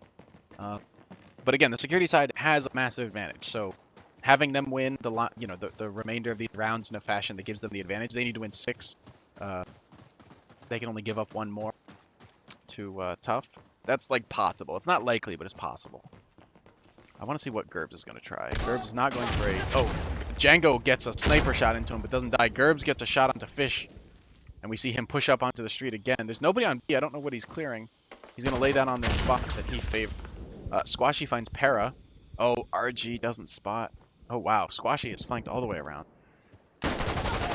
Oh, good shot onto Kevo. Kevo getting a hit into Squashy, but not the kill. Squashy's going to choose to nade not onto B. Okay. Nothing here. He's going to peek this case, but does not do it on time. He's going to go down. Good spot by Residue to get the kill on Ensem in red. He's going to get picked off from White Arch if he's not careful. Oh, wow! Django, good angle to spot White Arch. It's not the angle he's staring at now. I can't show it to you, but... Nort's going to get this A cap after they get B cap. Nort might actually get contested from the spawn wave. That's the crazy part. The spawn wave's going to come. Nah, Nort's got time to cap, but it's close. Which means he won't be able to set up for a good spawn camp. He will just be trying to survive. See, RG's going to rush to A. They're not going to make it in time. And now Nort has the chance to sneak away and hunt for these spawn kills. You do see Django Fett coming over here to do the spawn kill of his own. And again, TUF doesn't send 4 people in one path. So they're not going to get stacked up and completely murdered at a spawn. They'll die. A couple of them will die, but they're not going to get completely wiped out. And Nort creeping here by A. This player is here for him. Gerbs is waiting for him. He's not going to look to the right. No, now he does. Gets the spot onto Gerbs. Django does get a kill onto Squashy. Residue now creeping towards A. He's got a chance to get 2 here. Gets 1. Oh, doesn't see the other one across C. He doesn't know that Flebbles is still lurking here. And now we've got Nort and Fishy on the perimeter. Kevo and them have locked down B. Kevo and Django have locked down B. Fishy's going to creep towards B. I really want to see this A fight. Or, sorry, the C fight. I don't know that I'm going to get a chance to. They may just stale it. Flebbles is not on the objective at the moment. Residue kills Flebbles. Oh, that's huge. I can't believe I missed that. But Residue does get the kill on the Flebbles. He's got a cap coming now. Kevo should just focus on staying alive. Good. Oh, doesn't get the kill. That's awful, unfortunately. So Kevo unable to finish the kill on the player on B. They know 2 are... And it's a 5v2. And they've got plenty of time to contest. They've got about 20 seconds to contest. They just need to not let this cap happen. This player has crept up into red. He may... If he peeks out into Arch, he's going to get this kill. Oh, Kevo just barely in time to creep around the corner. Yep, spotted. Oh, Fish is out of ammo.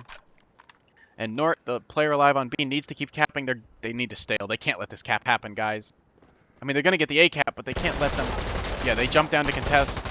Nort is able to get the cap and get kills. Fish gets a kill onto Kevo. Yeah, RG, unfortunately, did not capitalize on their spawn advantage. Oh, they win on caps. I'm stupid, and they're right. Yeah. RG is entirely correct, and I am dumb. They already had C, and TUF never contested C.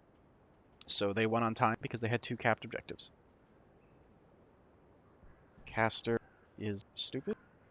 Confirmed. This is why I shouldn't backseat games so much.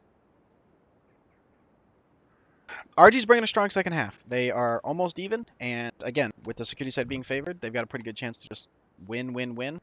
And they could easily win this map.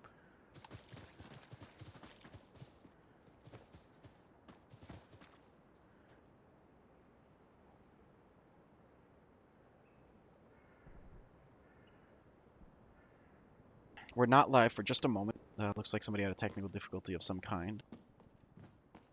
Could be a strategy as well. They can call a tactical timeout just to talk and plan. The between round time is not that long, so each team is given a 5-minute window to use as they please for strategic work. We see a lot of players utilizing these flip-up sights. I mean, the 2x have been the meta for a while for a lot of guns. People still use 1x, but 2x are common. And we're just recently seeing people actually use the flipping of the flip-up sights. For a long time, even though they've been in the game for, I don't know, a couple months, they just haven't been used that much. So it does give you a bit of an advantage, because when you want to get into those close-range gunfights, the 2x can actually kind of make it difficult. Harder to peek at close range, harder to flick around at close range. This is still not live, it looks like.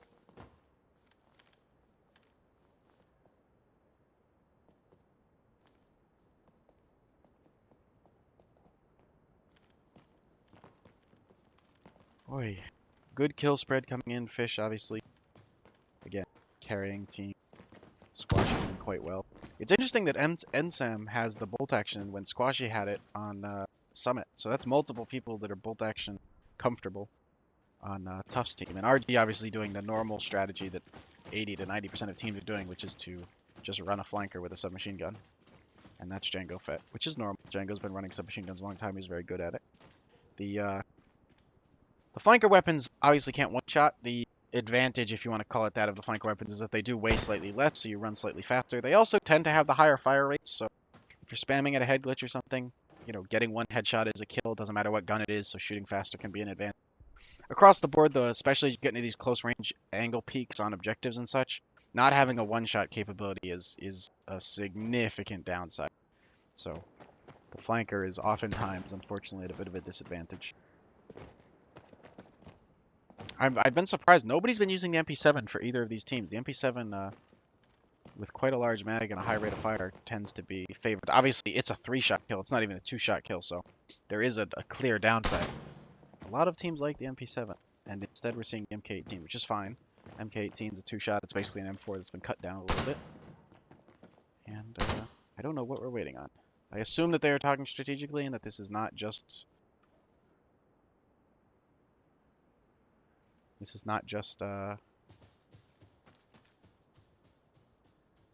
somebody disconnecting, but we shall see.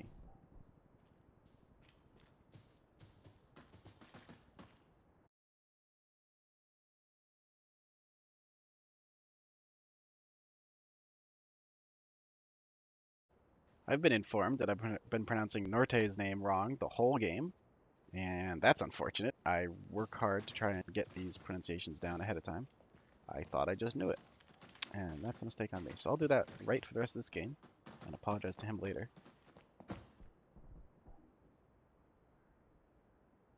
We're going to be going live here.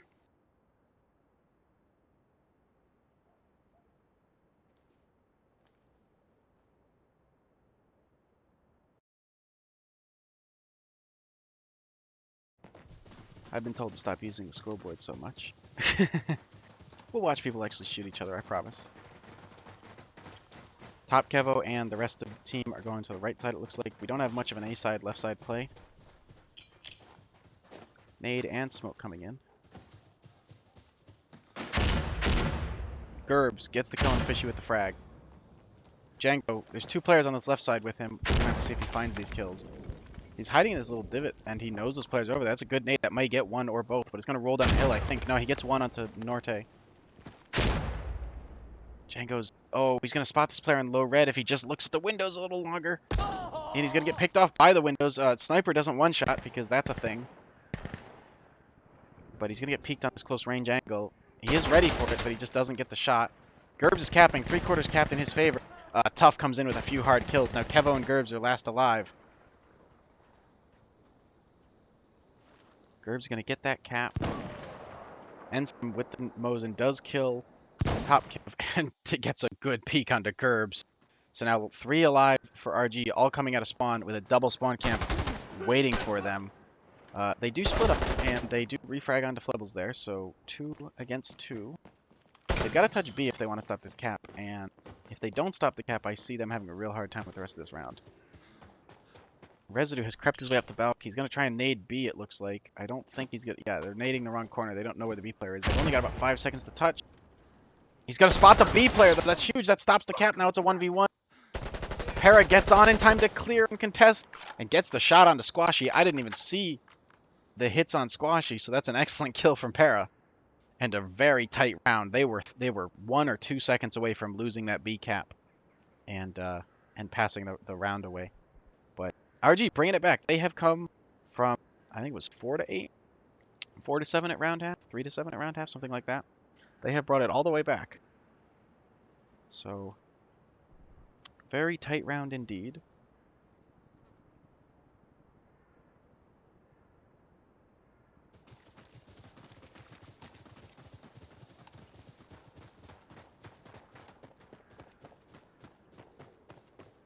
All right.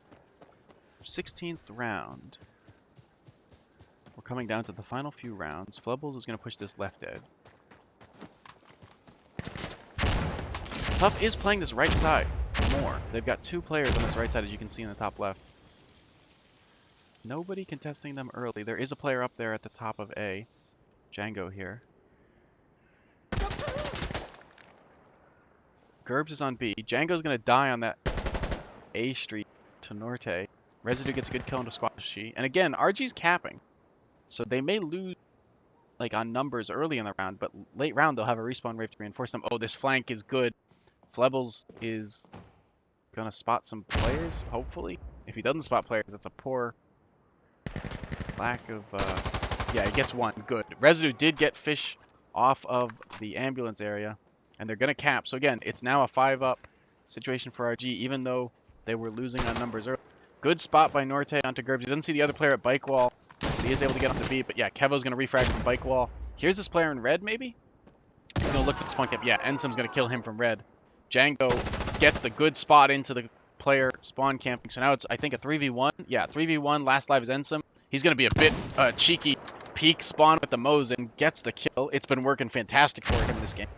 So now he's got a 20-second cap here with 2 players pushing him. One's going to jump. Yep, and get the kill. That's a great play by Para. And again, RG's brought this. I think that's 4 or 5 rounds in a row for them. They're doing a fantastic job bringing this back. I don't know that it makes the difference, but they could win this map.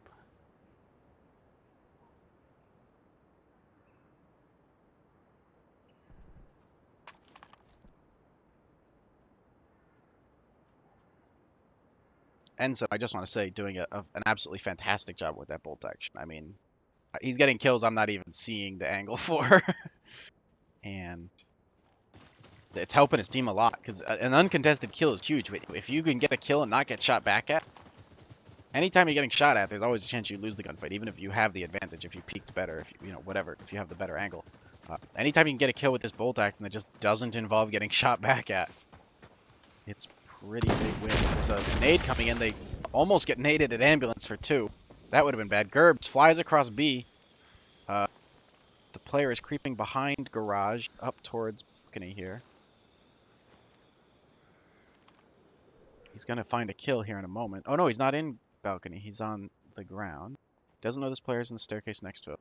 Gerb still capping. 2/3 progress on B. He's going to spot 1. Squashy is onto top cap. Another one at bike wall. No, not at bike wall. Squashy's going to rotate out, which is okay. Flebbles gets the kill on the Django, and Para gets the kill on the Norte.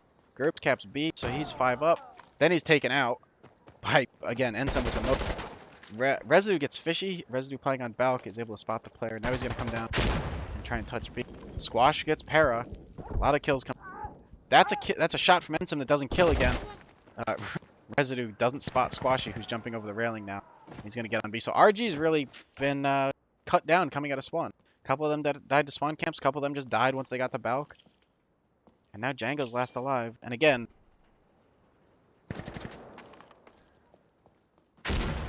Yeah, no nade coming in from there. RG doesn't have any rounds to give. He's going to get picked from low red here. Nope. Ensum was not looking, and Django is able to get first shots off, but between falling and having his sights shake around, is not able to get the shots on target. Loses the round. It would have been difficult anyways. In a 4v1 as he was. 3v1, I guess.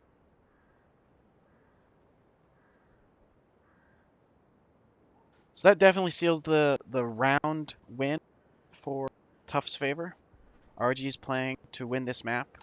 They will place second in the division. Second in Division 2. TUF will place first in Division 2. That is almost certain. I think RG has a chance to win this map, though. I mean, they're only down one round. They need to win 3 in a row, basically, to win the map. That's possible. Not, you know, it's probably a 50-50 even, but it's a good nade coming in from Gerbs. That should blow up in Garage.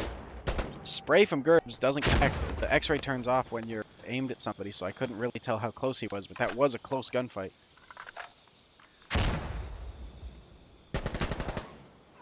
Residue finds a kill on a Squashy. Gerbs finally naded off B. TUF has figured out where he's been laying. And look at this. TUF has 2 on the flank.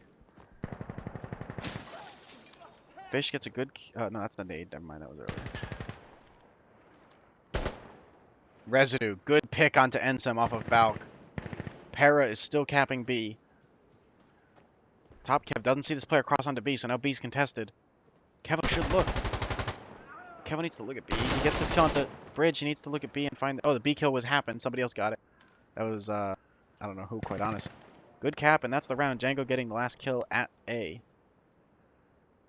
RG brings it back. 9-9. They're on the side that has the better chance to win. They are in a, in a good position to win the map. They just got to close out 2 more rounds, and that round was not that close. I mean, RG's doing one thing really good on the second half, and they are getting on B, and they are capping B. They are losing on kills early in the round. They are actually going down on players. So usually it's a 3v2 or even a 3v1. But then RG caps B, and that's changing everything. The security side is not as prone to spawn camping as the insurgent side is. It's still pretty prone to spawn camp, but you've got a couple routes out of spawn. And RG's done a nice job of getting out of spawn, getting back onto the B objective, and holding the map late into the round. We are going to see Residue. I think he's playing Balk. No, he's going to play Palace first. He rotates to Balk after their Balk player gets taken out. This round, we don't see Gerbs making as much of an aggressive play. He's going to look for this ambulance player. The smoke is client side, so it's a little bit tricky. Running up there, he's going to lay in the middle of the road and almost get naded, but is surviving. Gets into this nice spot next to the black car. Norte finds Residue on the A side. That's the kill into Palace. And it looks like he's going into Palace to try and hunt more kills. He's probably going to creep towards Balk. Nade comes in, probably to hit Dark, but that obviously nobody's in Dark. Top Kev's taking some shots at White Bridge to try and get that kill. Gerbs was trying to get off B to not cap, and then he dies, so they choose to cap him back in. Kevo's going to die on the bridge. Para is the last man alive near B. Again, RG loses more men early, but they get the cap, and now their respawn wave has to try and reinforce. Para does get the kill onto B. Excellent job. Rotates back around to stay alive. I believe one of RG was picked off in the spawn camp. Django Fett now gets Norte. That's the spawn camp cleared. So now it's a 4v2. And again, RG, low numbers, gets the B cap, is able to reinforce. The nade comes in from Gerbs, which is beautiful. Last Live is now Ensum on B with what is an AMR. I have no idea what his plan is with an AMR. We'll have to see if he uses it again next round. But RG wins that round. And just... it's 10-9. RG has the chance to clinch this map. Kills have come up. Again, security side is favored. I want to see if Ensum is running this AMR still. Where is he? Looks like he is, yeah. Alright, we're going to hop on board with him, see if he can get anything done with it. Here's the problem with the AMR. It takes about 7 minutes to aim down sights with it. And the sway is, as if you just run a mile, so... the bolt action is usually favored, but the advantage of the AMR is it can shoot through 3 cars and still get the kill on the other side. It one-shots to the toe. It has some advantages. So he's gonna play this low red spot and just focus on looking for these picks. We'll have to see. No early kills coming in. The frags miss on both sides. We do see TUF playing an A strat. So I'm gonna Jump over here to Squash who gets to kill on the Django. Nobody's at A. RG doesn't have anybody defending. They can rotate somebody off Balk, but there's nobody here. Ensom and Flebbles. Flebbles has gone so wide. But Ensom has gone wide. Or Ensom sitting in red, not gone wide. Squashy gets another kill onto Residue, as you saw. Ensom killed Gerd. I think he shot the car, or maybe he shot the player. I'm really not sure. I wish I saw that. But again, RG is going to cap, and TUF has set up probably the most dominant spawn camp we're likely to see all game. Flebbles gets kill into Gerbs on B. Django and Para both get kills coming out of spawn. So that's unfortunate for TUF. It's... Oh, wow, the colors are all messed up. Sorry. Fish looking for one more kill. He's not going to find it. Residue's going to exit spawn. Looks left. Saw a bit of Fish there. I'm pretty sure. Spotted Fish. Fish is going to go back to A. Somebody is decapping A. Wow, Residue takes shots but is not killed. Para on A is able to kill Fish as he enters. Flubbles now trying to get over here and get this cap. Is going to take it out. That's a good round from RG, so that's your map. RG able to take second map after losing the first one. Again, entering this matchup today, these two men, RG and TUF were almost tied on round differential. I think there was a 1 round differential difference, so TUF actually emerges victorious overall with the better round differential. They're going to win Division 2. TUF, my prediction at least, we'll wait for the admins to post officially. TUF is going to win Division 2. RG will place second in a very close second, but the round differential will give it to TUF. And that means TUF's going to Division 1, and RG will fight it out in Division 2 for another month. So I am very happy that you all stayed with us. I hope the casting was okay. I know there was a couple of little issues. I'll apologize to Norte. And that's about all that I've got. If you're interested in competitive Sandstorm, you can go to thedgl.com. You can find a link to our Discord. We've got another competitive round coming up in March. That anybody's welcome to join. If you're unfamiliar with competitive, you can join the Discord, play some pugs, get some experience. If you are interested in competitive and new to competitive, relatively new at least, we have a New Bloods tournament coming up in I think 2 weeks. And again, information can be found in our Discord. That's a pug style tournament, but the focus is on new players. So all of the teams will be primarily new players. Each team will have a coach, and the coach is going to teach you one of our competitive maps beforehand. And obviously, it's a good way to get your feet wet without really being slammed by some of these experienced teams. I believe it's after the New Bloods event, there's going to be a regular pug tournament. And the pug tournament is just open to everybody. They are mixed teams. It's captains who volunteer will draft players out of the community. And that is a weekend tournament. So you're going to play several games over the course of one day instead of having a game a week. So if you're looking for practice or you're looking to get into the scene, please visit thedgl.com, hop into the Discord, check out those 2 pug tournaments, the New Bloods pugs and the regular pug tournament, and then sign up for the March round of the DGL Season 4 here in competitive.